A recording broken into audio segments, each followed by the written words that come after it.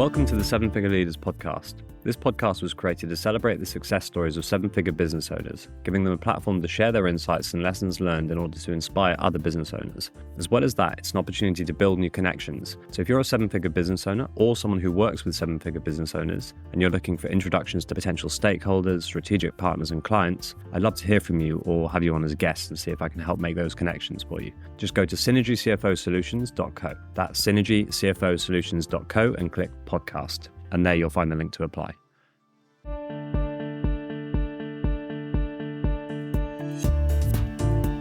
Today we've got Miles from Miles Marketing. Welcome, Miles. Well, thank you, Tom. Thanks for having me.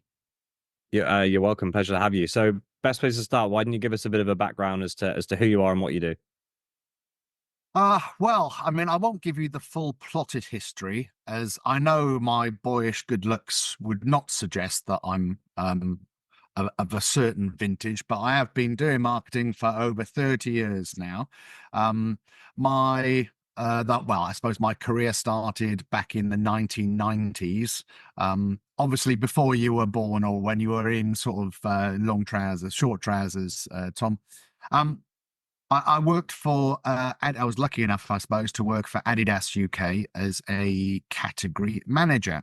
So I looked after adventure, outdoor footwear and clothing, and alternative sports, which at the time was skateboarding and BMXing.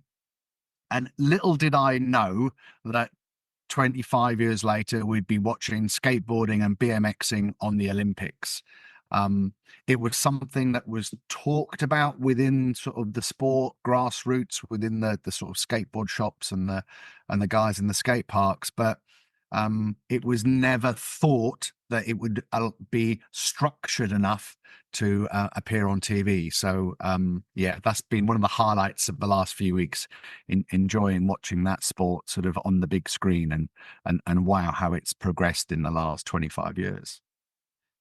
I did 5 years there, and then I went to work for the betting industry. Now, a lot of people have issues with betting along the same sort of lines as tobacco and alcohol, and I can fully understand that. I worked for two of the world's biggest brands, Ladbrokes and then Coral. I ran their retail marketing departments, so I was responsible for thousands of shops and what was on display in the shop windows and, POS all around the place. I've got to tell you, it was frantic. The daily diet of sporting events that you had to keep up on was relentless. But, it was a lot of fun and certainly taught me, a lot about managing things on a massive scale. Then I was asked to run an industry organization. The company was called 49s. Nobody would have heard of it, but I spent 18 very happy years there. My shareholders were Ladbrokes, William Hill and Coral, so the big three bookmakers in the UK. And my job was to supply and promote products that were ubiquitous to the whole of the betting market in the UK. So there was over 10,500 shops across the UK and Ireland, and it was my job to fill the small gaps between the live action. So there'd be a horse race and a dog race.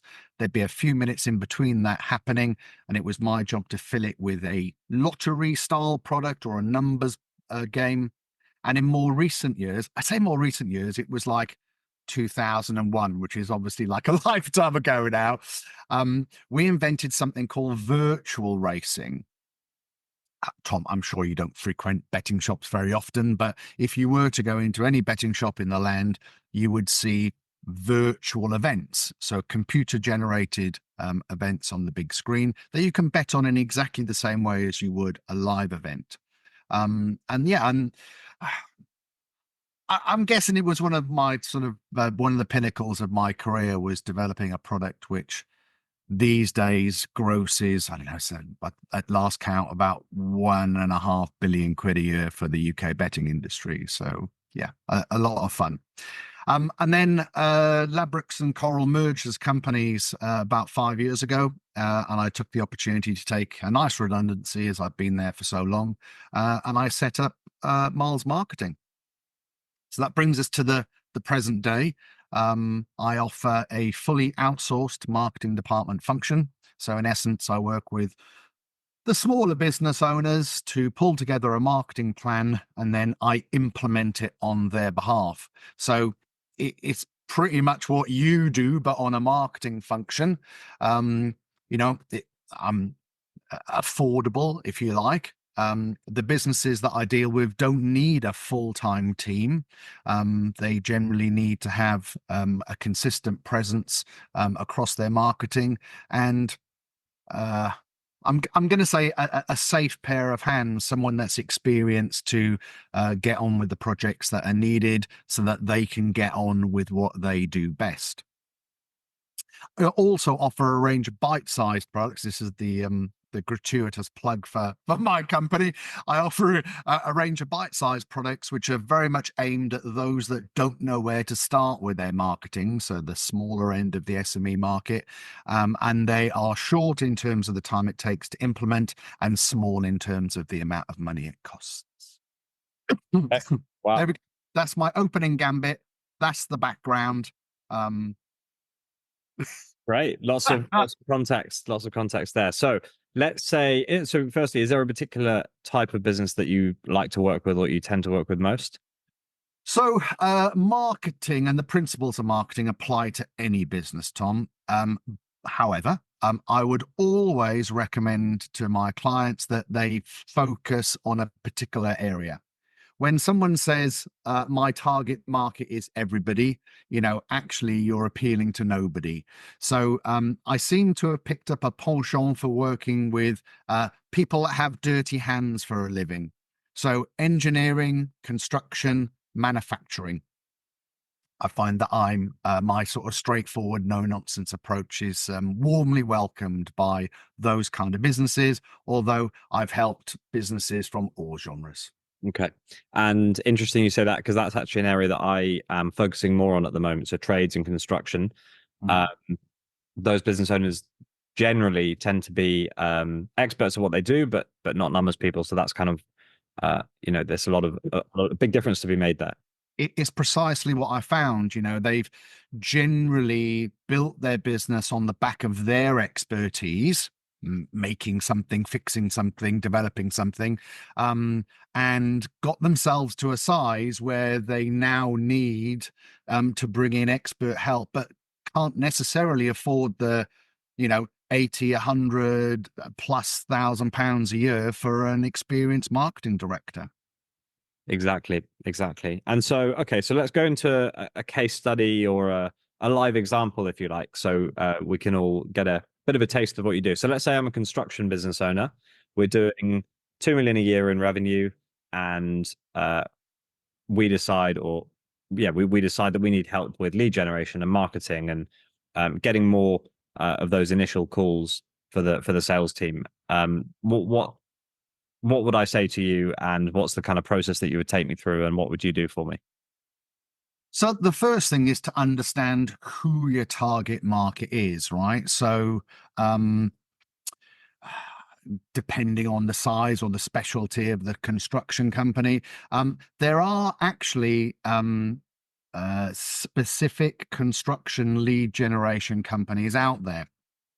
I'm not sure if I'm allowed to sort of mention them, but I, I do have access to one through one of my clients, and basically they're very large databases of construction projects that are on the go. So you may be a construction company right at the very sort of start of the project. You may be in charge of the whole construction, or you may be not necessarily a subcontractor, but a specialist supplier. So you might be a metal fabricator, as an example, where you produce balconies, or you might specialize in fencing or glass, or whatever it may be, right? So my point is, especially within business to business, it's really important that you hone down and identify who it is you're trying to target.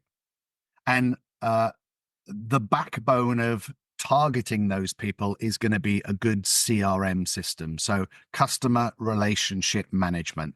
It's basically a database. You may or may not be surprised to hear that a lot of companies, when I talk to them, don't have this kind of setup. A lot of their customer data is kept on their email system or on their QuickBooks or their accounting software. But the first conversation I generally have with them is, let's look at your database. Let's look at how you're utilizing it or how it's segmented, and use that for the sales teams to be able to manage their targets, if you like, or manage their funnel. Without getting bogged down too much into the detail here, I'd recommend using an effective funnel to make yourself aware to your target market, right? So let's use your construction industry example. Let's say that you're looking to speak to more architects as an example, right?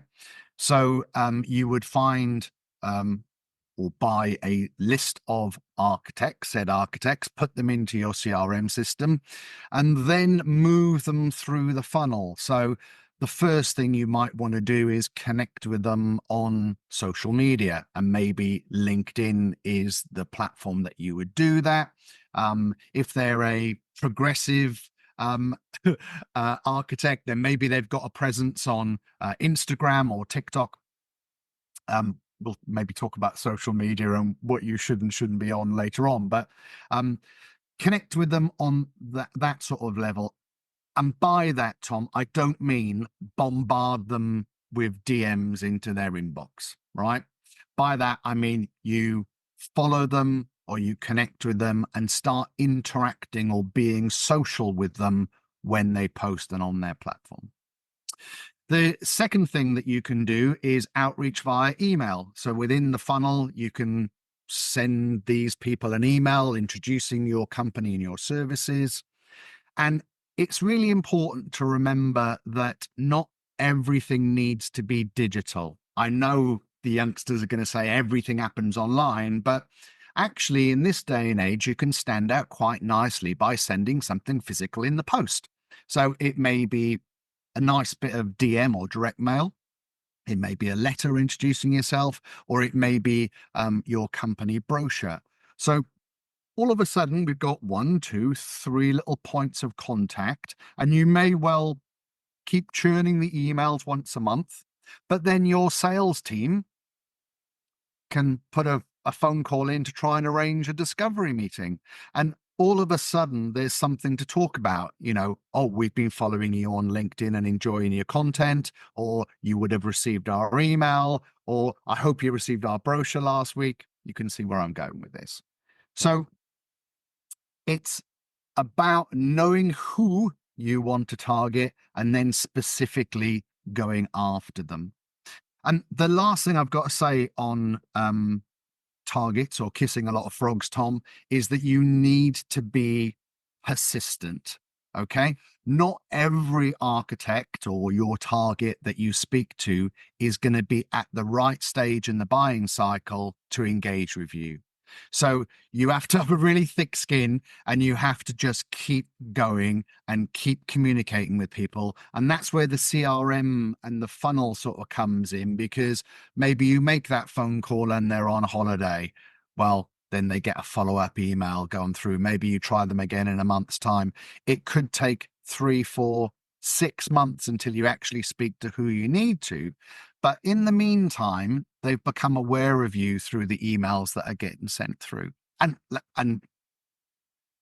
it's quite sort of detail, I guess. But the point is here, this is not about, hey, look at our business, aren't we wonderful? It's perhaps about within your email sharing some important information that's relevant to them, perhaps helping them with their job, making their life a little bit easier. And would you do that type of thing? Would you automate parts of it or as much of it as you could? Oh, as much as you can without it being impersonal, personal. So, with a lot of the CRM systems, there are some lovely automations that can get triggered via interactions on your website or on a landing page or through the email that gets sent. So, depending on how specific you want to be, but let's say that you offer doesn't matter what the services are, right? Let's say you offer 3 different services, and you can set a trigger that if someone opens an attachment more than once on a particular subject, it can trigger in a few days' time a follow-up email that just focuses on what it was they were clicking on. Yeah. We- Yeah. we're starting to get a little bit sort of detailed on that, but yeah, using technology is really it's efficient, right? So it it does it a lot better than we could do it. Yeah. And so for the business owners who perhaps have spent money before with, as you name them, the digital marketing experts and have, not seen a return on investment, um, I guess not to put you on the spot, but like what are you doing that's kind of, there's going to be a different experience for them? Okay, so I think the important difference with someone like me is sort of my experience and wanting to do things in the proper order. All right. So, uh, and this is just a generalism, right? What I've found is that um, people are attracted by the bright lights. You spend this much, I'm going to give you so many leads. True to a certain degree, but you can use a shotgun approach, right? And you can get a bunch of crap leads. Being more targeted with what you do makes you more effective in terms of your outcome, right? But having the systems in place and building a really good foundation in the first place is the secret to your advertising money actually giving you that return on investment. So, making sure that your CRM system is robust, that things are segmented, making sure that your contact forms are broken down properly, and actually do a little bit of the sorting job for you.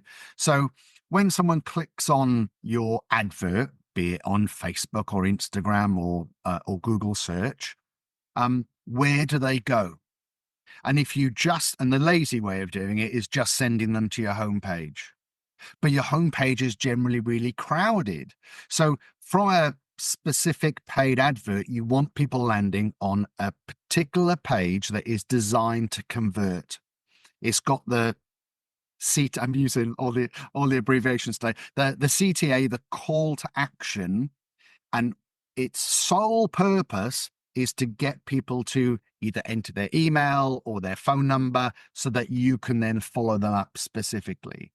There are plenty of ways of doing this, and generally offering something in return for their email is a really good way of doing this. So maybe you offer someone, you know, a breakdown of top 3 tips or something like this, or the expert's guide to how to lay out your kitchen, or whatever it is that you're actually looking to do in order to gather their information. They get entered into the system, and then that whole sort of funnel can actually start. But generally what happens, Tom, is that the back end stuff hasn't been done, and you're getting all of these leads. They come into nowhere, and you're not able to convert them. Okay. So it's getting everything set up and then doing it in the right order and building on a more solid foundation.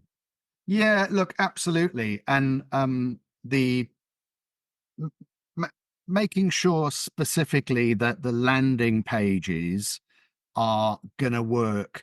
And you do this through some testing, right? Nothing sort of works straight out of the box. So what we do with our clients is we look at their ad spend, and we start off with a very, very small amount of money to test how things work, right? And we'll throw up one particular landing page one week. We'll spend a very small amount of money, see what the engagement is, see what the conversion rate is. Then the next week, try a different approach. The, I'm really getting into the weeds with this now, but it's also important to think about long term, not having to spend so much money on advertising.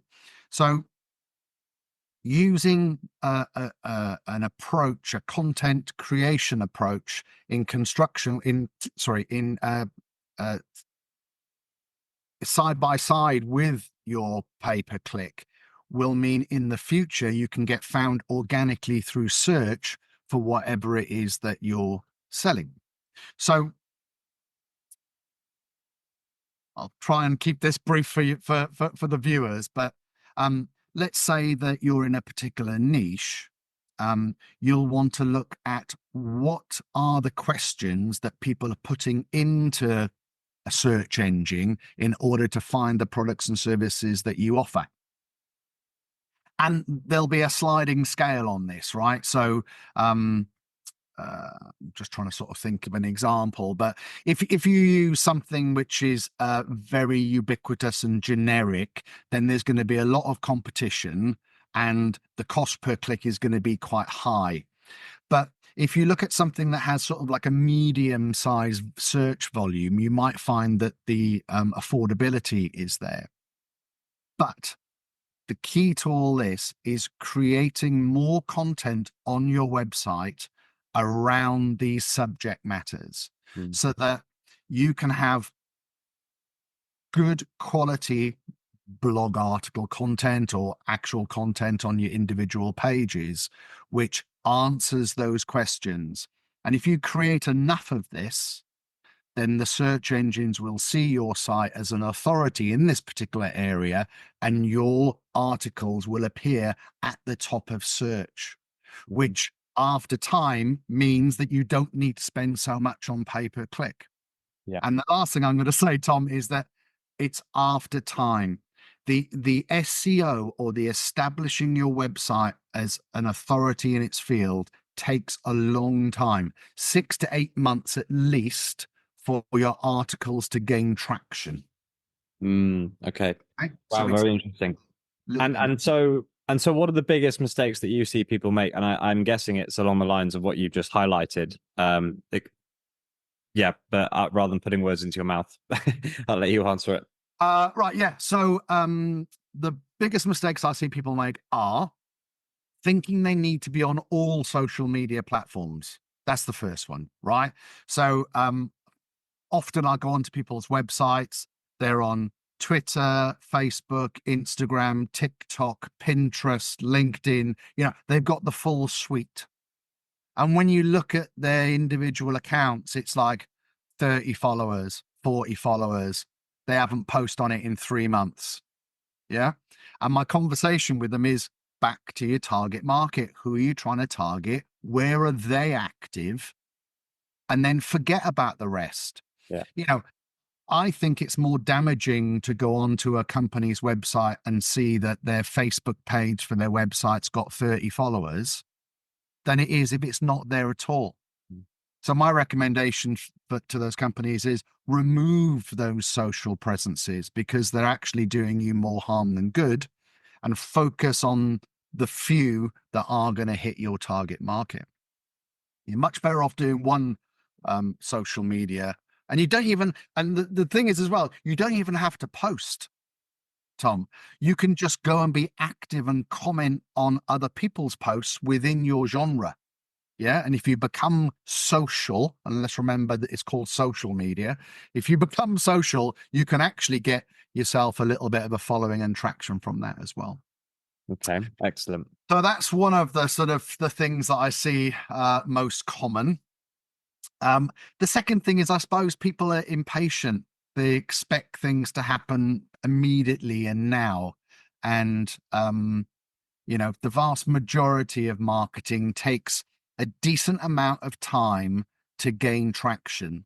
And it's never just one thing which makes the difference. It's actually the whole in the round, right? So you need to make sure that you're doing multiple marketing activities, which when somebody looks at you from the outside, they see the same consistent messages and images on every single touch point. Mm. So from your emails to your website, to your social, to your brochure, to your branded wares, to delivery on your vans, right? It's all very sort of consistent, on the review websites that your reviews are good and all that sort of fun stuff.